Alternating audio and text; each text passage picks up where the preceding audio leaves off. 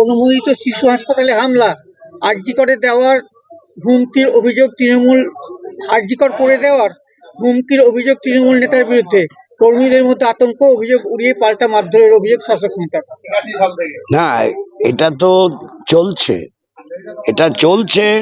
এটা শুরু হয়েছিল 2011 সালে। ফল প্রকাশের পর থ্রেড কালচারের জন্য পূর্ণিমা ঘড়ুইকে বর্ধমানে স্টেশনের পরে স্টেশনের সামনে তাকে খুন করা হয়েছিল, ধর্ষণ করে খুন করা হয়েছিল। এটা শুরু হয়েছিল তখন। এখন এই থ্রেড কালচার ভিন্ন ভিন্ন ভাবে মাত্রা পেয়েছে, আর এই থ্রেড কালচারের উপর দাঁড়িয়ে আছে সরকার।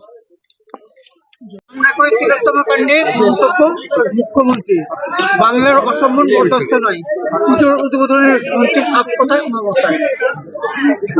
আরজি করে যে ঘটনা ঘটেছে সেটা কি দুর্ঘটনা? সেটা যদি দুর্ঘটনা হবে তাহলে মুখ্যমন্ত্রী যে ফাঁসি দেওয়া হোক বলেছেন, দুর্ঘটনা কাকে ফাঁসি দেবে? মুখ্যমন্ত্রী শুরুতেই বলেছেন যারা দায়ী তাদের ফাঁসি দিতে হবে, দুর্ঘটনা হলে তো ফাঁসি দেওয়া যায় না। এই প্রশ্নটা, পাল্টা প্রশ্নটা করুন তো একটুখানি।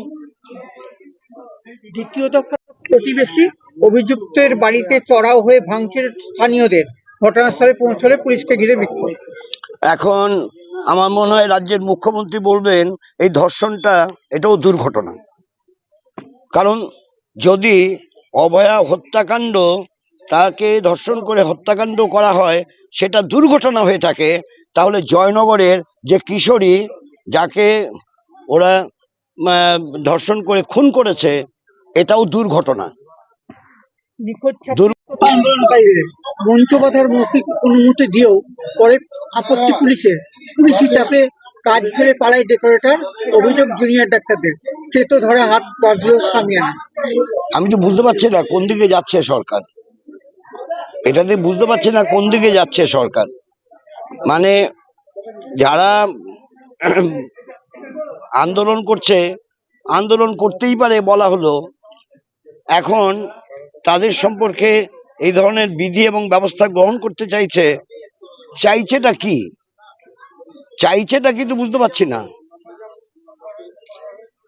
ফের হাসপাতালে ডিকশনারিতে ওঠা উচিত দুর্ঘটনা কাকে বলে, সংজ্ঞাটা কি।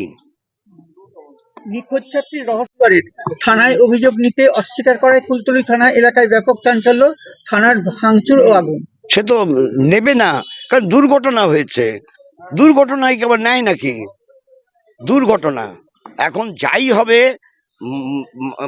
মা বোনেদের ওপর যে অত্যাচার হবে, সেই অত্যাচারটা দুর্ঘটনা, সবই দুর্ঘটনা।